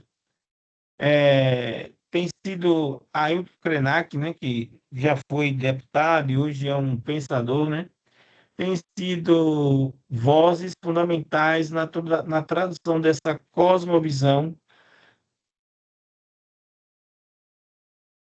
para o debate público, desafiando os fundamentos da modernidade ocidental e propondo novas formas de habitar a Terra. Eu vou sugerir algumas leituras para vocês nessa área ambiental, como Capra, Ailton Krenak, são textos importantes para serem lidos, né? Implicação para a gestão pública. Para o administrador público, a harmonia com a natureza implica em repensar indicadores de progresso para além do PIB, incorporar critérios ecológicos nas decisões de planejamento territorial, garantir a participação de comunidades tradicionais das políticas ambientais e reconhecer que a proteção ambiental é condição para a sobrevivência civilizatória, não um obstáculo ao desenvolvimento, né? Então, assim, reconhecer que ou a gente pensa de uma forma ambiental, ou então nós não teremos muito mais tempo aqui nesse planeta. Economia ambiental, que é uma área hoje que está relacionada a essa questão de proteção ambiental, né? Quando o mercado falha, o que fazer a respeito? A economia ambiental é o ramo da ciência econômica que estuda como as decisões econômicas afetam o meio ambiente e como as políticas públicas podem corrigir as falhas de mercado que levam à degradação ambiental. Sua principal contribuição é mostrar que a destruição da natureza não é inevitável. Ela resulta de estruturas de incentivos equivocadas, podem e devem ser reformadas pelo Estado, né? Quais são as externalidades negativas que a gente tem hoje? Ocorrem quando atividades econômicas impõem custos a terceiros que não estão na transação. A poluição industrial é um exemplo clássico, A fábrica não paga pelos danos à saúde da população vizinha ou pela degradação dos rios, né? Esse custo social não é internalizado. É a principal razão para a intervenção do Estado na economia ambiental. Então, são prejuízos ambientais que são causados por negócios, por empresas, né? Então, isso é uma área da economia ambiental. Bens públicos são bens não rivais. É o uso que de um não reduz o do outro. E não excludente. Ninguém pode ser impedido de usufruir. O ar limpo, a biodiversidade e o clima estável são bens públicos globais. Por não terem preço de mercado, tendem a ser subprovidos ou destruídos. Requerem intervenção pública para sua proteção. Recursos comuns são bens rivais, mas não excludentes, como pesqueiros e aquíferos. Estão sujeitos à chamada tragédia dos comuns. Cada usuário individual tem incentivo a maximizar seu uso até o esgotamento do recurso. A governança, regulação, gestão.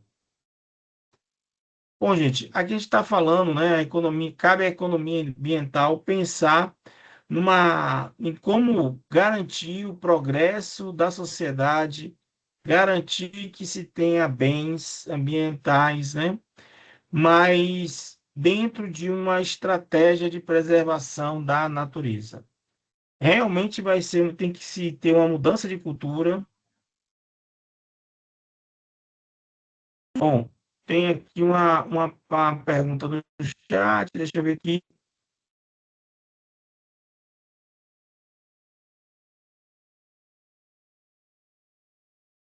Bom, Denise voltou. Tinha políticos que não concordavam com essa linha do pensamento, queriam privatizar até as praias.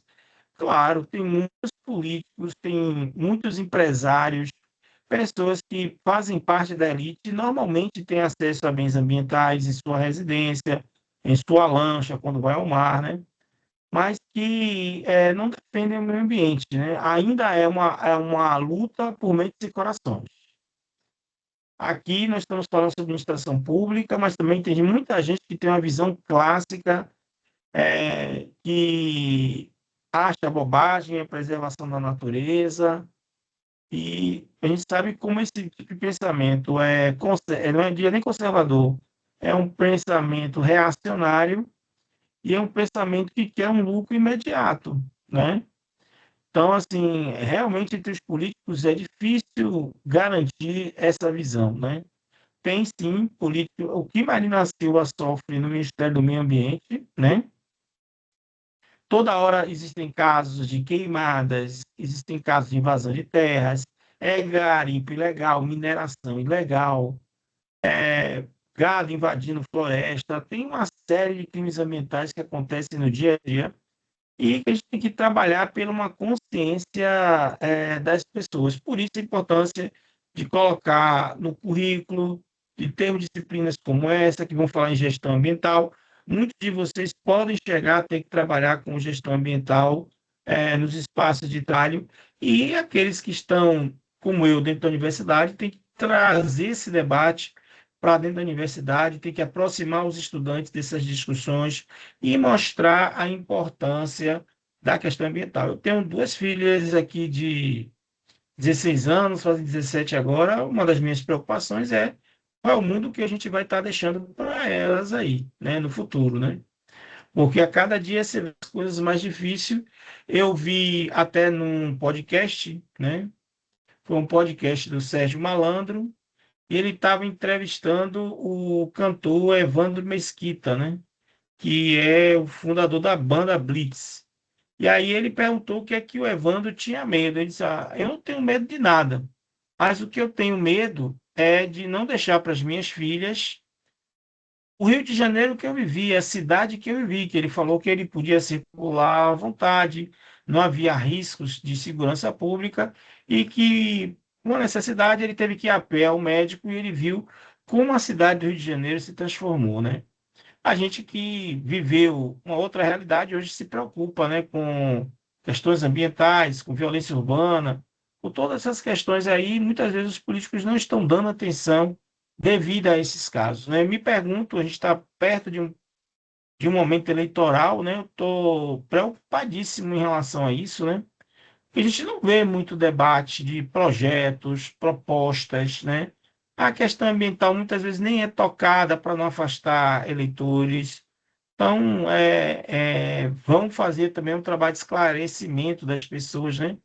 Que a questão, essa visão só do lucro já não cabe mais, né? Porque isso vai levar a humanidade a um problema cada vez maior, né? Eu acho que tem que ter uma visão otimista sobre isso, mas que será preciso medidas, disso eu não tenho dúvida, né? Que estão para além da formação, né? Para ações concretas.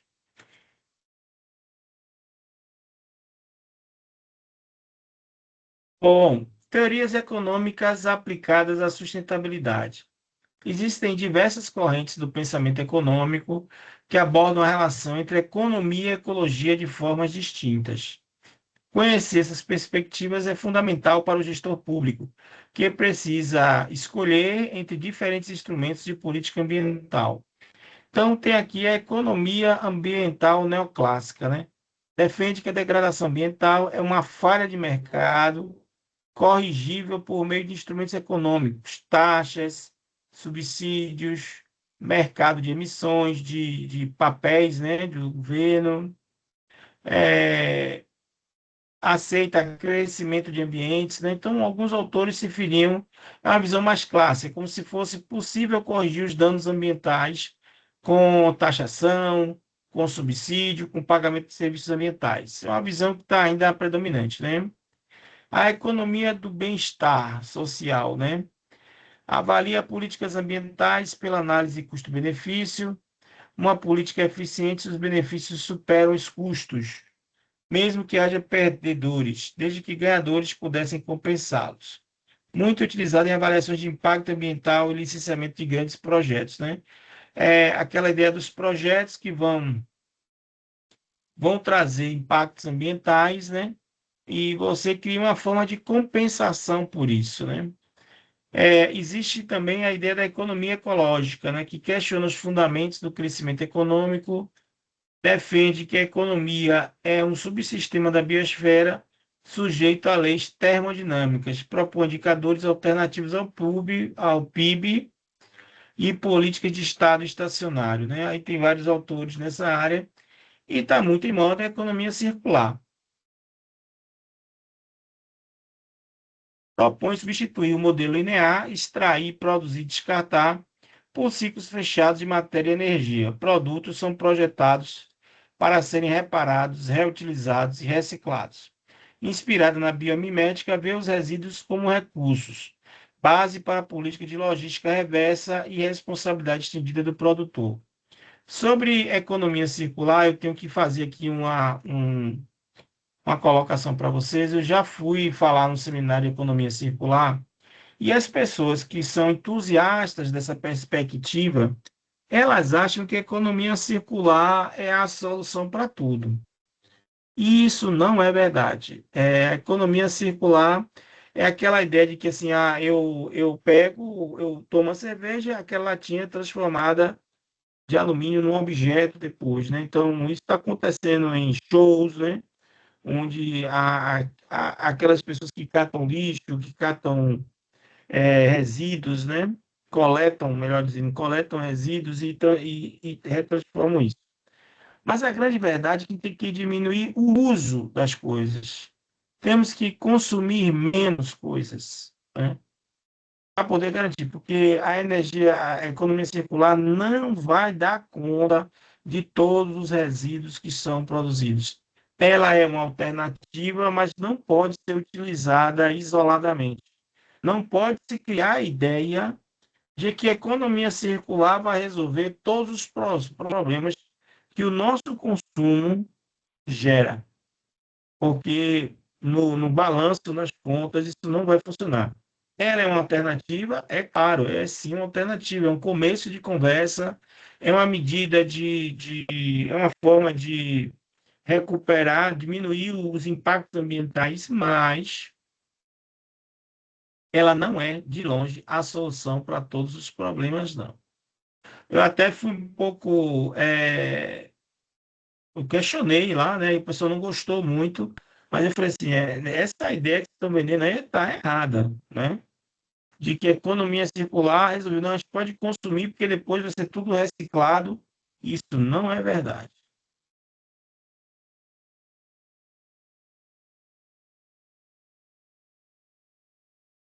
Bom, vamos falar um pouco das políticas públicas de incentivo à sustentabilidade econômica, né? O Estado, né, no caso brasileiro, dispõe de amplo arsenal de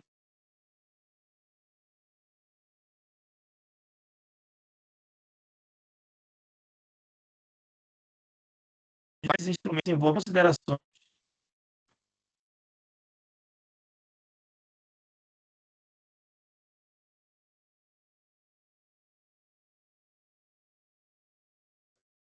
Espera aí que falhe um pouquinho, eu vou voltar aqui. Vou falando sobre as políticas públicas, né? Existem instrumentos de comando e controle, como padrões de emissão e qualidade ambiental, né? Limites gerais para poluentes atmosféricos, hídricos e sonoros, licenciamento ambiental, então qualquer empresa precisa fazer um licenciamento ambiental para se instalar,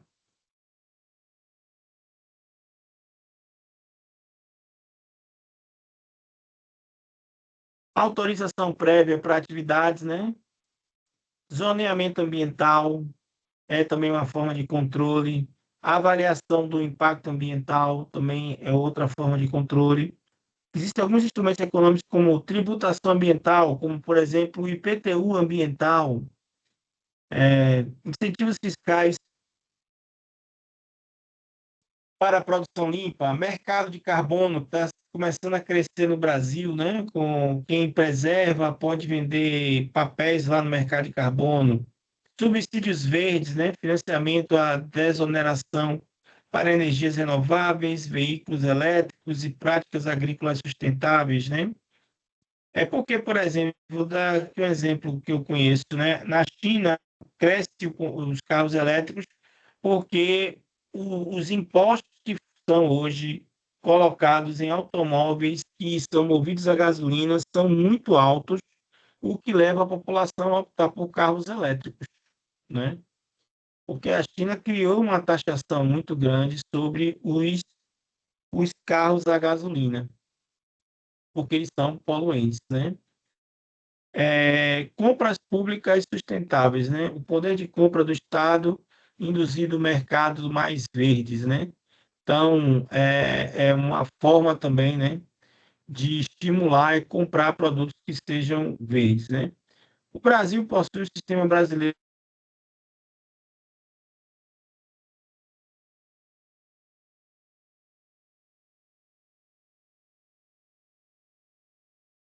de qualidade, regulado de carbono.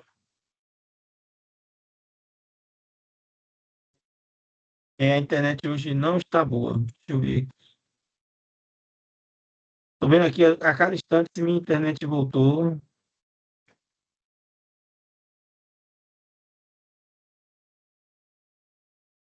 Acho só amanhã mesmo que eu tenho internet em casa.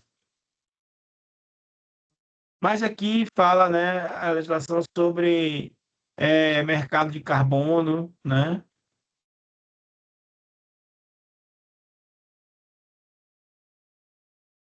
Bom, aqui são algumas oportunidades de modelos de negócios sustentáveis e economia circular, né? A transição para uma economia sustentável não depende apenas da regulação estatal. Ela também é impulsionada por modelos de negócios inovadores que descobrem que sustentabilidade e lucratividade podem caminhar juntas.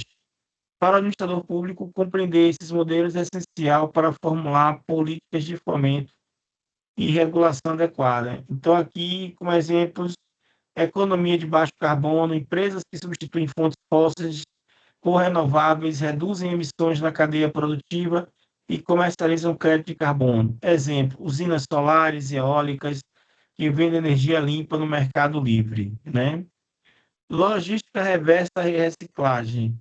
Empresas que recuperam e reprocessam produtos pós-consumo transformando resíduos em matéria-prima, com base na Política Nacional de Resíduos Sólidos, né? Obriga setores como embalagens eletrônicas e baterias a implementar sistema de logística reversa, né? A agricultura regenerativa, práticas que vão além da sustentabilidade, restauram a saúde do solo, sequestram carbono e recuperam serviços ecossistêmicos. Integração lavoura, pecuária, floresta. Exemplo brasileiro. Eu daria um exemplo aqui, eu tenho um pesquisador lá no CNDH que está pesquisando sobre o capim vetiver, que é um capim que pode ser plantado nas cidades para sequestrar, melhorar o nível, né, do ar,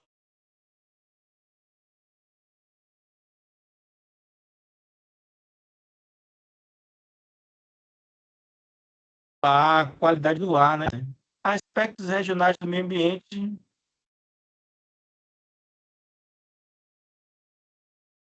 para um pouco de compartilhar que eu acho que aumenta o fluxo, não sei se é pelo tempo que eu estou usando, mas a internet do celular de vez em quando está dando uma falhazinha aqui.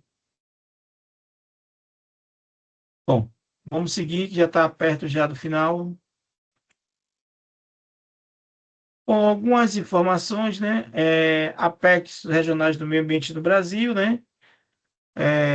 O Brasil é um dos países com maior biodiversidade do planeta, abrigando 6 grandes biomas que concentram parcelas significativas da flora e fauna globais. E é importante discutir que esses biomas eles estão interligados, né?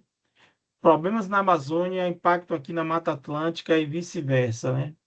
Cada bioma possui sua característica ecológica única, enfrenta desafios específicos e demandas políticas regionais diferenciadas.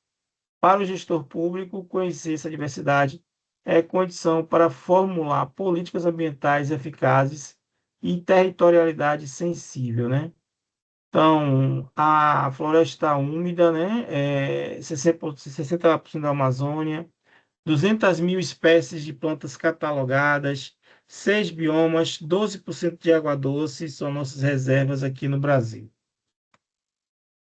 Quais são os biomas brasileiros? A Amazônia é um bioma, o Cerrado é outro bioma, a Caatinga é um bioma, o Pantanal também é outro bioma, a Mata Atlântica é o nosso bioma aqui de Salvador, Camaçari, boa parte da Bahia está no bioma da Mata Atlântica, e o Pampa, lá no Rio Grande do Sul.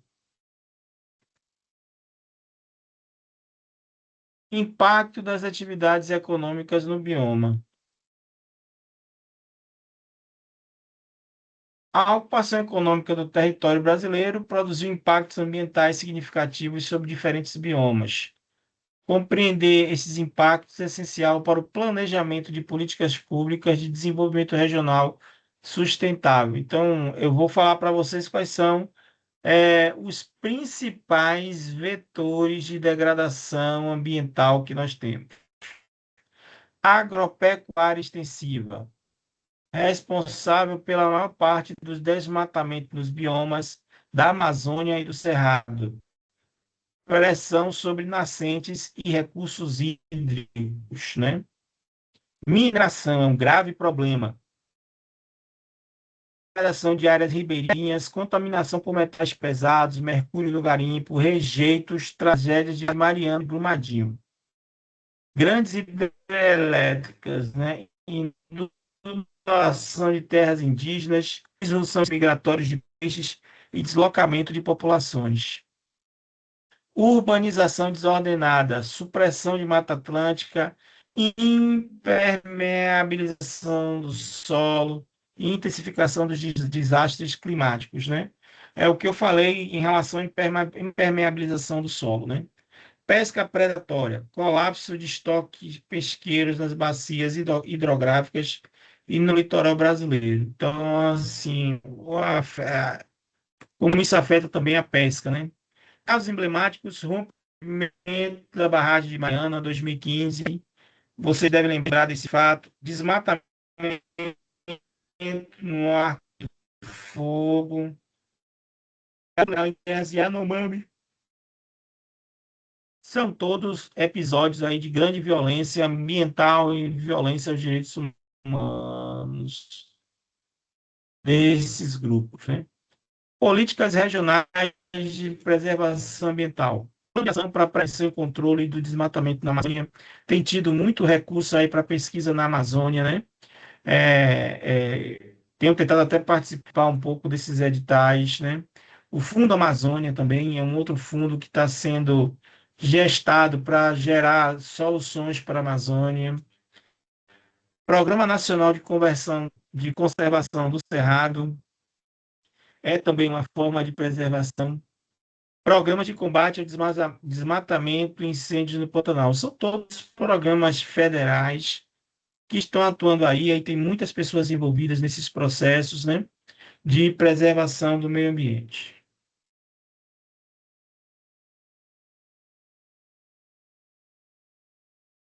Bom, o que é valoração ambiental, que é um tema novo que está chegando com o mercado de carbono, com pagamento de serviços ambientais, né? Quanto vale a natureza? E por que essa pergunta importa? A valoração ambiental é um conjunto de métodos e técnicas utilizados para estimar, em termos monetários, os valores dos bens e serviços ecossistêmicos que a natureza provê à sociedade. Embora controversa, alguns argumentam que a natureza não deve ser reduzida a um preço de mercado.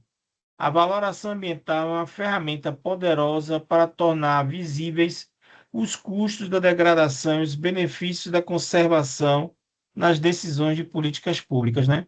Isso aqui é um mal necessário, eu acho muito justa a política de pagamento por serviços ambientais. Eu vejo que assim vai ser o caminho para a gente superar os problemas ambientais que nós temos, né? Eu sou muito favorável a essas medidas e acho que vale muito a pena investir nisso, né? O valor dos serviços ecossistemas globais é estimado em torno de 125 a 145 trilhões por ano, cerca de uma vez um e meio o PIB mundial, né? Então aqui, gente, a economia tem isso, sabe? Deixa eu parar um pouco, compartilhar assim. Esse é um pouco o papel do economista, né? Tem que dar valor às coisas, tem que ser qual é o custo da degradação ambiental, tem que criar funções, tem que criar sistemas, equações, né? Algoritmos que possam avaliar, é, valorar esse impacto ambiental, né? Valorar o preço de pagamento de serviços ambientais. Tudo isso é importante, embora a gente saiba que muitas vezes a vida não tem preço. Mas em alguns momentos é necessário cuidar disso e fazer esse tipo de coisa, né? Buscar o valor das coisas.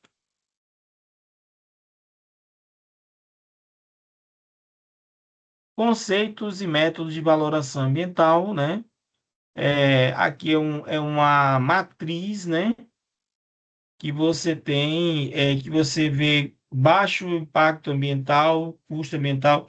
Essa é uma matriz comum, né, para análise de desempenho, análise de impacto, né? Você tem que sempre, quando vai fazer alguma coisa, né, você tem que ver se ele tem um baixo custo com alto impacto. O ideal é ser baixo custo com alto impacto. Então, a gente tem sempre uma matriz para você avaliar se um determinado serviço deve ou não ser feito de acordo com o seu custo, com o seu impacto ambiental. Por exemplo, algum tipo de atividade que tem muito impacto ambiental, é melhor que ela não seja realizada, né? Quais são os instrumentos econômicos que o gestor ambiental ele tem, né, para fazer a política ambiental fluir? Impostos ambientais, né? Então, você pode, por exemplo, em Camaçari, nós já tivemos IPTU verde, né? Então, existem alguns impostos ambientais que podem ser criados para faz preservação ambiental não deixar de pagar imposto, pagar menos imposto, tudo isso ajuda. Subsídios e incentivos verdes também, para quem faz a proteção ambiental, preservação ambiental, receber subsídios do governo. Mercado de carbono, né? Sistemas que criam preço para as emissões de carbono. Então, isso vai ser negociado e vendido. Aquelas empresas que poluem, elas cobram os certificados de quem não polui, e tem esses certificados para compensar os prejuízos que causa, né? Compensação ambiental, que é o que eu estou falando aqui, mecanismo pelo qual o empreendimento que pode haver uma compensação ambiental quando uma determinada atividade ela é necessária, né? Bom, análise de custo-benefício e custo de oportunidade, né? Então, sempre que você vai fazer uma política pública, a gente tem que ver o custo de oportunidade dessa política, que é conservar uma floresta e não converter em lavoura. Esse conceito ele é fundamental para o desenho de políticas de pagamento por serviços ambientais. O pagamento deve ser suficiente para compensar o proprietário rural pelo custo de oportunidade de não desmatar. Gente, isso aqui eu considero muito importante, porque assim, o solo, ele não é todo agricultável, como o senso comum coloca, né? O solo, ele é classificado de 1 a 8. E eu digo a vocês, os solos classificados, assim, você pega uma fazenda, você tem solos com classificação 1 a 8. Ela não é, uma terra não é toda por toda igual, não. Você pode ter uma área mais agricultável, outra menos. Então, como é que funciona? No estudo de solos, solos de 1 a 3 são solos agricultáveis. Então, você pode plantar ali o que você quiser, é fruticultura, você pode plantar feijão, você pode plantar, criar hortas, que a terra é boa, tem nutrientes e vai dar resultado. Solos 4 e 5 são solos que só são adequados para fruticultura, que é plantação de árvores frutíferas. E solos 6 e 7 são solos destinados à preservação ambiental, porque são solos que, se forem plantados, vão dar uma produção muito baixa.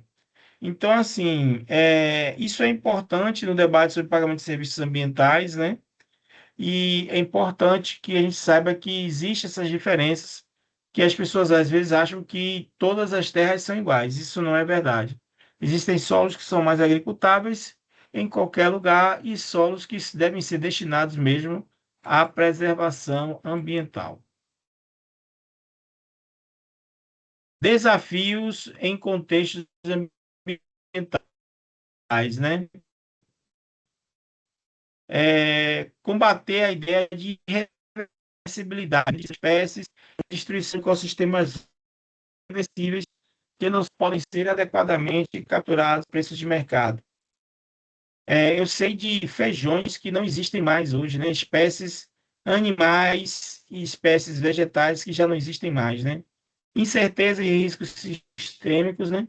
As mudanças climáticas envolvem riscos de cauda, eventos extremos raros, mas catastróficos, que os modelos econômicos tradicionais subestimam. Nacional, a taxa de desconto utilizado determina quanto peso vamos dar ao bem-estar das gerações futuras, né? Tentar equilibrar essa preocupação com as gerações futuras, valores de não uso, né? Muitas pessoas atribuem um valor simples à existência de espécies e ecossistemas, mesmo sem nunca os ter acessado.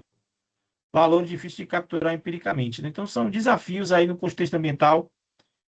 Há agora um grande debate na área ambiental, né? Se exploramos ou não petróleo na foz lá do Amazonas. Existem muitos temas ambientais sendo debatidos aí.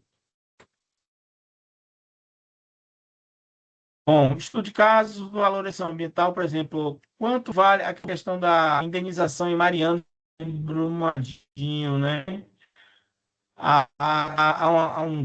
Qual é o valor das indenizações, como pagar pelas vidas que foram ceifadas naquele momento, né? E também o Rede Amazônia, né? Também são formas de valoração da questão ambiental, ICMS ecológico nos estados. Mais de 20 estados brasileiros adotam o ICM ecológico, que redistribui parte da arrecadação de ICMS aos municípios com base em critérios ambientais. Gente, está vendo uma reforma tributária que vai. A reforma tributária, eu mandei um artigo agora recentemente para uma revista, e a reforma tributária ela vai trazer muito forte essa preocupação ambiental, né? Valorizando aqueles que trabalham com a ideia de preservação ambiental. Gente, de novo, instrumentos para gestão ambiental, mecanismos de mercado que podem ser aplicados, pagamentos por serviços ambientais, certificação em rotulagem e responsabilidade socioambiental empresarial. Gente, eu nem vi o tempo passar.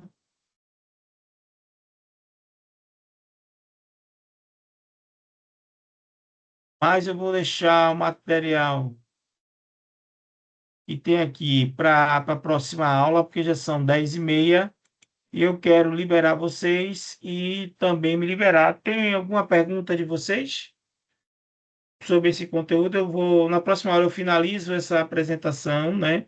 Ela vai estar disponível para que vocês possam ler, né? Porque assim vocês vão fixar mais. Qualquer dúvida pode me perguntar, né? Eu procuro fazer os slides um pouco mais extensos, justamente para permitir que vocês tenham material para leitura, né?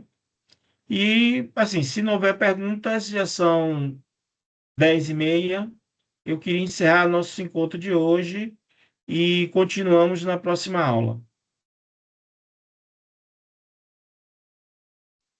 Boa noite, professor. Obrigada. Boa noite. Certinho, Então, professor. Boa noite. vou liberar vocês, que até minha internet hoje não está muito boa. Então, vou primeiro parar aqui a gravação.